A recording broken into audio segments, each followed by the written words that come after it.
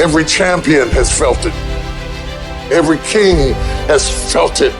Every winner has felt it. Every soldier has felt it. Every victorious person has felt it. The urge to quit.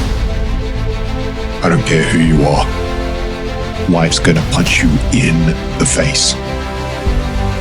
Nobody is void of a pit at some moment. Just because you're in a pit does not mean it's over. Sometimes life will take you to your knees. Sometimes you have to cry. Sometimes will hurt deep inside. In time of adversity, you don't have an obstacle to deal with. You have a choice to make. You can suffer, or you can choose to do whatever you need to do to liberate yourself, whatever you need to do to reinvent yourself, whatever you need to do to overcome whatever you are stuck in right now. Everybody has a turn back moment. You have a moment where you can go forward or you can give up. But the thing you have to keep in mind before you give up is that if you give up, the guarantee is it will never happen. No way under the sun.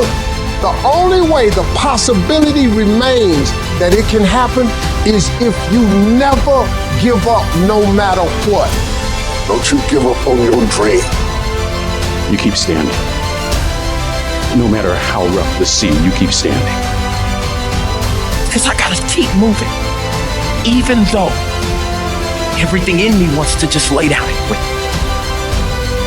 All of us will be successful in life if we don't quit. Listen to me, all men are created equal. Some work harder. Some get up at 2:30 in the morning. All of us are created equal. Some of us just grind.